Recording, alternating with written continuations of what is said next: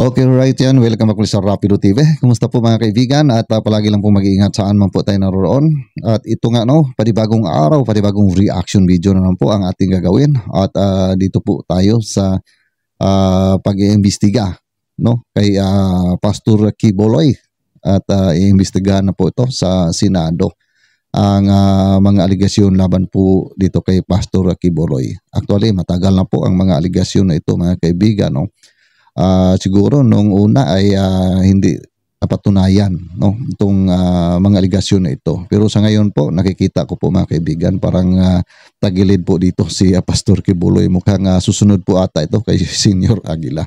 Kaya ay panoorin mo natin ang video na ito galing po sa UMTV mga kaibigan.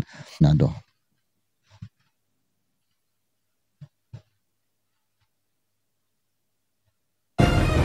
Sarikit na niya. Minsan tatlo kami, nanghaharana, mga beginners. Akala ko nga yung remittance na 150 araw-araw noong 99, malaki na yun. First time yan. Yung pala, tag-800, 1,000, hindi pa pala sa kontento doon.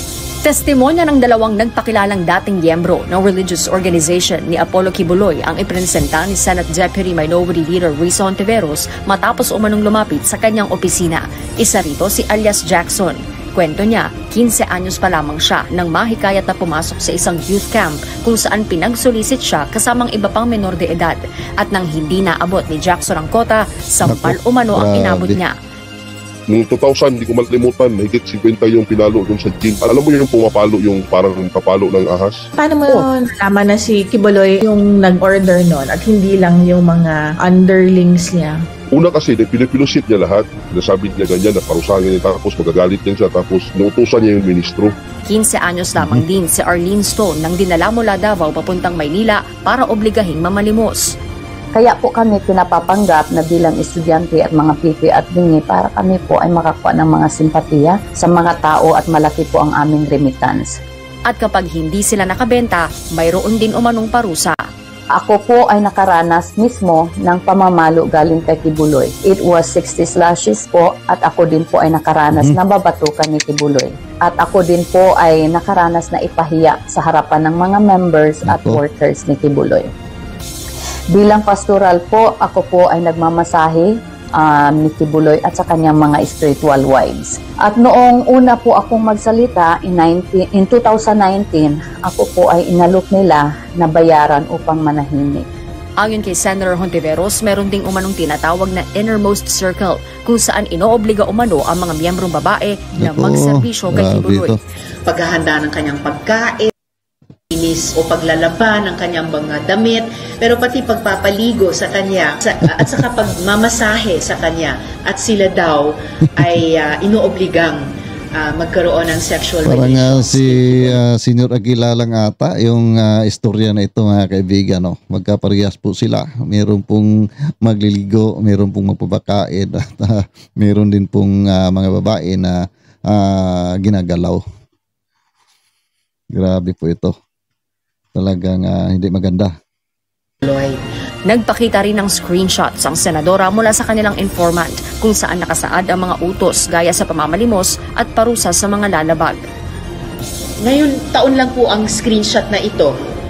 So this is still happening. This is human trafficking.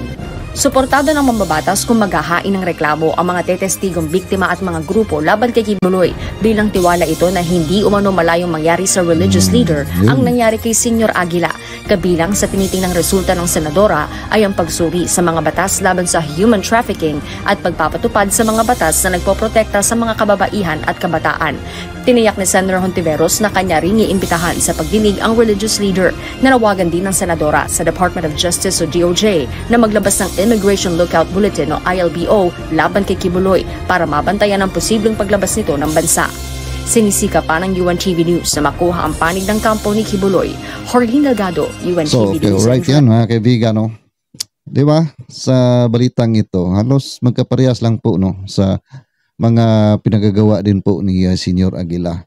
Ang nakakaiba lang dito, ito pong ginagawa na may mga utos na magpapalimos ito pong mga membro. Alam po naman natin ito mga kaibigan, matagal na po ito na marami pong mga miyembro nito pong Kingdom of Christ, no, na ito nga ay pinangunahan po ni Pastor Kibuloy na umakyat ng mga bases at doon po sila hihingi ng mga donasyon.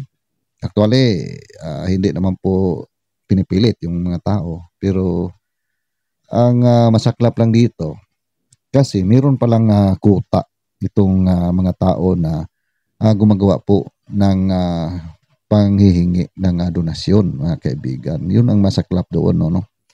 Sa ginagawa po nila ni Pastor Kibuloy. Actually, ito po ay inimbestigahan pa lang po, mga kaibigan, ano? Hindi pa po natin sinasabi na talagang ginagawa po.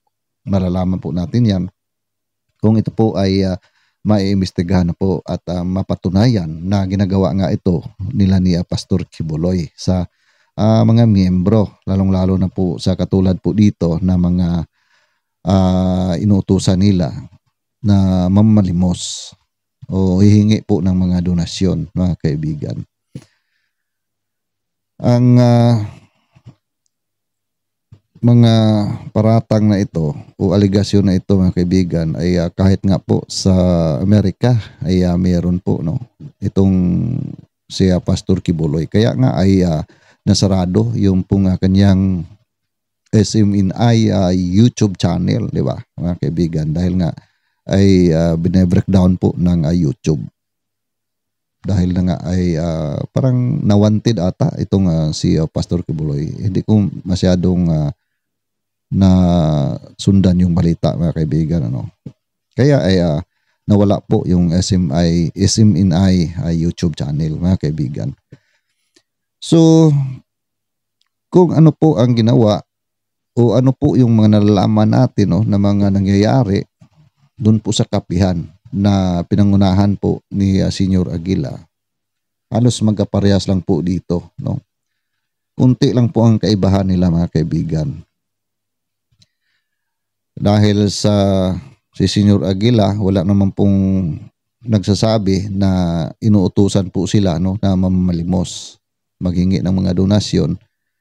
Pero ang mga pera ng membro ang kinukuha ni Senior Aguila, no. Dito, inuutusan ang mga membro na manghingi. Kaya okay lang sana kung maghingi ng mga donasyon at ginagamit sa kanilang simbahan, okay lang sana yon. Pero ang masaklap dito ay parang ginagamit po sa personal, no, ni Pastor Kibuloy. At pag hindi mo nga makabot yung kuta, sinasaktan ka po, di ba? Ito nga si Madam, naranasan po niya, no, na nilatigo po siya, no, ni Pastor Kibuloy, no. Kaya masakit po para kang Madam. Kaya, mga kaibigan, ang kaso na ito ay matagal na po. Siguro na-dismiss yung unang kaso dahil nga sasabi po ni Madam, no, na parang binabayaran po siya. Kaya ngayon po, iwan ko, mga kaibigan, no, hindi pa natin talaga nakuha ang insakto na mga detalye po dito.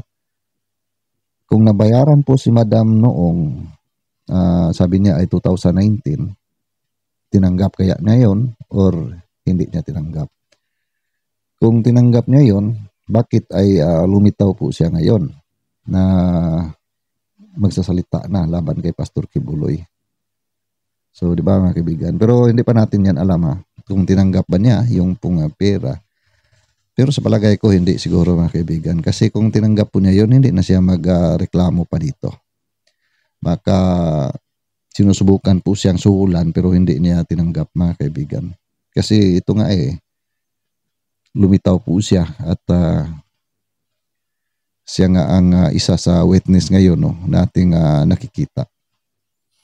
Para sa akin po, mga kaibigan, ang mga katulad po dito na panluloko sa ating mga kababayan, pang-aabuso, at ginamit pa talaga ang ating pong mahal na Panginoon, di ba?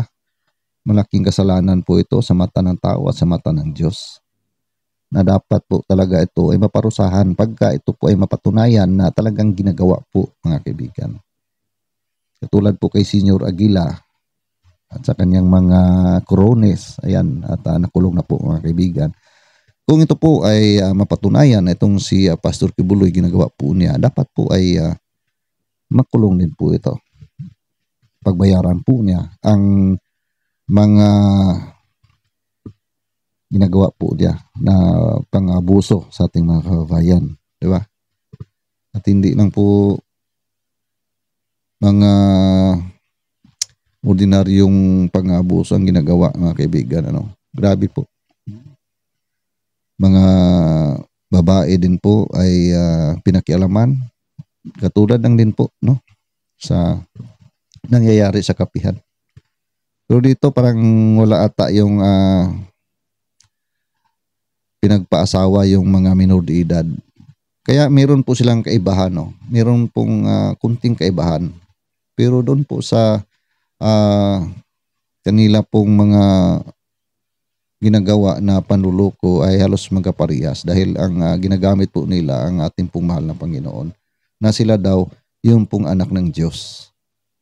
Kaya mga kaibigan, sa napansin ko po dito sa mga tao po na naging biktima sa mga katulad nito, sila po yung masasabi natin na mga tao na kulang po sa pananampalataya sa ating mahal na Panginoon. Kaya magtiwala po tayo sa ating mahal na Panginoon. Huwag po tayong magtiwala sa mga salita ng tao. Ang paniwalaan po natin ang salita po ng Diyos para hindi po tayo maluko ng mga tao na katulad po dito na maging miserable pa ang ating buhay dahil sa naniwala tayo sa kanilang mga sinasabi. Diba mga kaibigan? Kung maniwala lang po tayo sa ating mahal na Panginoon, wala pong mangyayari sa atin na masama. Dahil ang Panginoon talagang pinoprotektahan po niya tayo.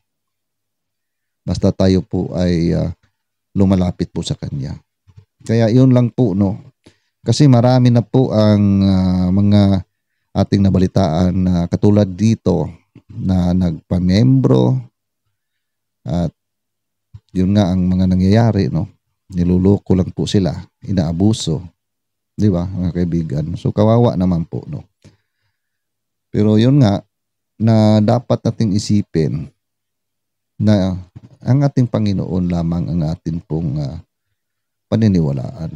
Huwag po tayong maniwala sa ibang tao. Okay lang naman siguro kung hindi ka komportable sa relihiyon na kung saan ka ngayon at nakita mo doon sa ibang relihiyon na parang mas komportable ka doon. Pero hanggang doon lang po tayo sa pagkilala sa ating mahal na Panginoon. Kung ang relihiyon na yun ay iba na po ang kanila pong mga sinasabi na sila na ang nagpakilala, na sila ang Diyos, sila po ang anak ng Diyos, ay iba na po yan mga kaibigan. Hindi na po yan, wala na po yan katotohanan. Kaya iwasan po natin yan para hindi po tayo maluko ng mga katulad dito. Actually, ito po ay inimbestigahan pa po mga kaibigan. Na sana po ay lalabas po ang katotohanan po dito. Para po kung ito pong lahat na ito ay totoo, mabigyan po ng hustisya ang ating pong mga kababayan.